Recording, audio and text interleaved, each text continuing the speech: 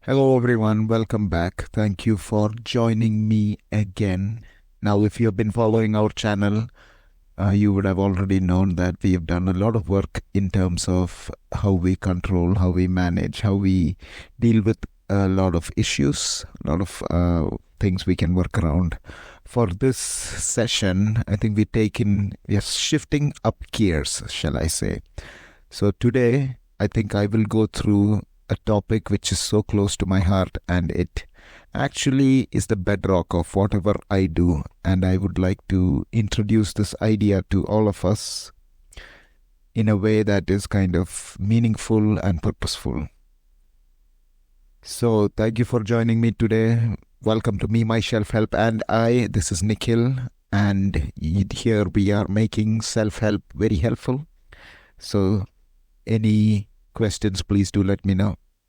So I'm sure you all know how challenging and stressful it can be, maybe to manage your day-to-day activities, work for a company, run your business. I know because I've been there. So around 10 years ago, 8 to 10 years ago, I was working for a well-known company that sells everything. You might have heard of it. It was demanding, this competitive environment, which is all fine. There's a lot of pressure to meet deadlines, targets, and expectations. I thought I was cut out to it. I thought I was able to handle it. But I was wrong.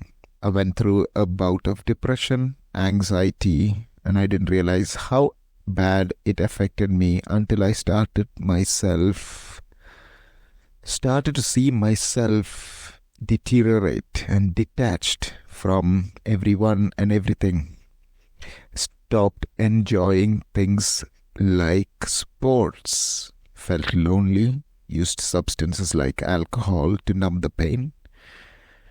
I was in a downward spiral and I did not know how to get out of it. Then something happened that changed everything. Somehow, I managed to sign up for MBSR. Now, this is known as Mindfulness-Based Stress Reduction. An 8-week program. MBSR stands for Mindfulness-Based Stress Reduction. It's a course that teaches you how to practice mindfulness meditation and apply it to your daily life. Now, mindfulness meditation is a simple but powerful technique that helps you focus on the present moment without judgment or reaction to the thoughts and feelings that come up. It helps you calm your mind, relax your body, and cope with what is happening right here, right now. At first, I was skeptical, just like you. I didn't think that could change anything, but I gave it a go nevertheless. It was in central London. It was pretty expensive. I started to become really worried about whether this is going to have any effect on what I'm trying to achieve, but I gave it a go. I read a lot about it and I understood that there are some benefits to it. So I thought I will take the plunge. So for this episode, I would like to introduce to you mindfulness as a concept and as a skill that we can start to build to help us through whatever challenge or whatever we want to achieve. So this can be a skill that can be used to work on your challenges, or also for things you want to be able to develop, flourish, thrive.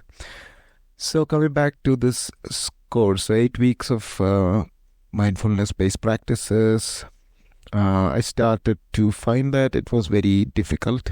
At first, I didn't know what meditation meant or mindfulness meant. I was confused. I felt relaxed in some sessions. I felt agitated in some. I dreaded going to these meetings. It kind of felt like it was a therapy session or some sort of, oh, I am so bad that I should attend these kind of sessions. It felt it was very guilt-ridden, and it didn't sit well with me when I practiced or when I went for practice. Although at the end of the practice, it always left me much calmer, much relaxed, versus when I started these sessions. So it was kind of taking an effect. And one of the exercises in there, which was something which I felt very felt very unusual. They asked me to write, at the end of the 8-week program, they asked me to write a letter to your future self, maybe 6 months, 7 months down the line, about a challenge that you have been working on in the past 8 weeks within the course, and how you have overcome it, and how you have now grown out of it, and actually now you are flourishing with it. And I felt very stupid. I was like, wow, that's not good.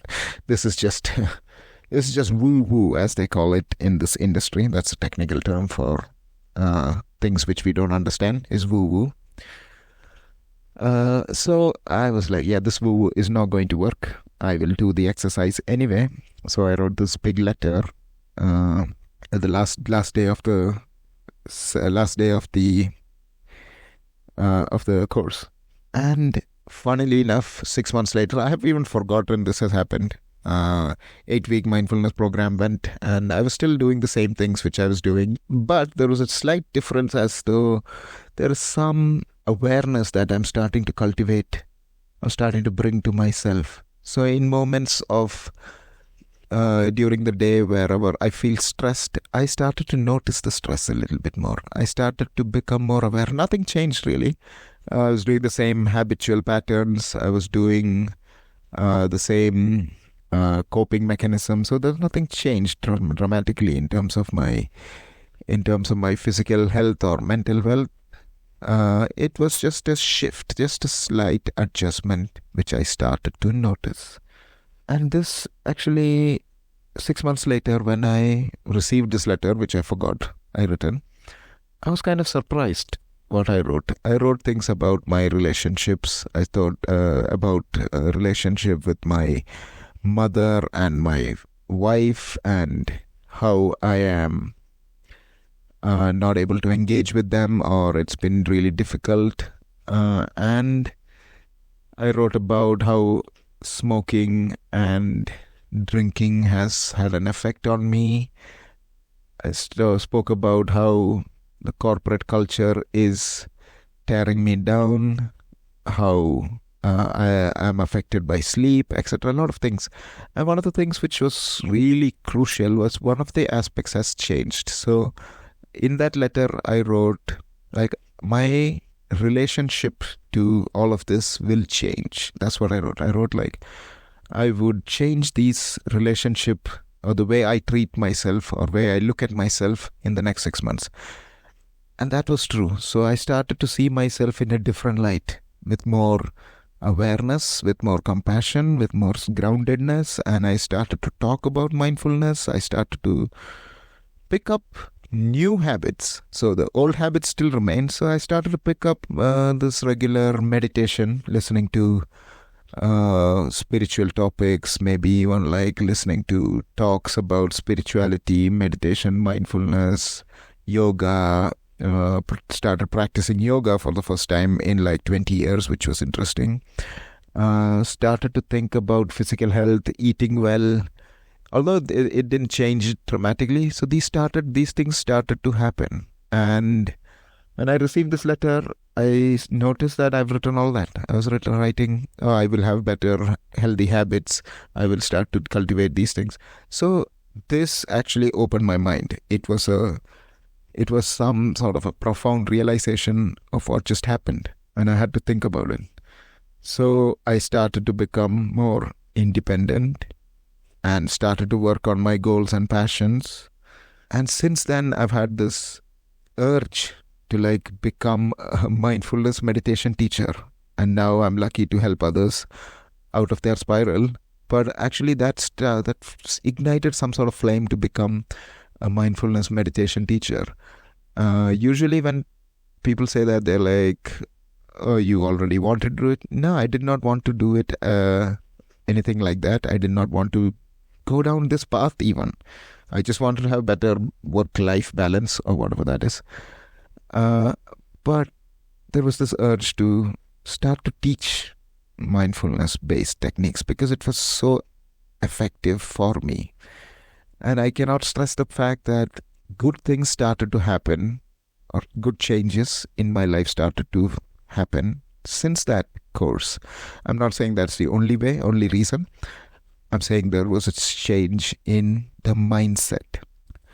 So I just wanted to highlight this. I just wanted to bring this to your attention. And this is where I think we'll end this session today, is just to understand this personal story, this personal relationship with my course with mindfulness. So it's just a little introduction to mindfulness. And I think with the further sessions, we will explore much more in detail on how we can put it into practice in our own lives and also cultivate different aspects of reality for yourself. So this mindfulness started to become part of my life, and I would encourage all of you to look into it, work on it, start to bring it to your attention, start to learn more about it, see whether you can try things out, as maybe just like what I'm doing here and share it with the people you care about. And also, if you are interested in knowing more, please reach out, and I can take you in much more detail. So if this is something you are interested in, please do reach out. Please do reach out. So I'll end this session today, very short one. It's just to introduce the concept of mindfulness. Mindfulness is cultivating awareness in a specific way. It is coming back to what it is you are doing moment to moment. Anytime you notice your mind has wandered off, gently bringing it back to this moment. And that is mindfulness. That is the practice. Once you do that, you can become more of everything. You start to feel things better. You start to experience things better. You start to realize that the nature of reality even, and what it means to be present. So there's a lot of things. So just explore it. See how you feel. Let me know. Until then, take care. Take it easy. This is Nikhil, and you've been listening to me, my self-help, and I catch you on the next episode. Thank you.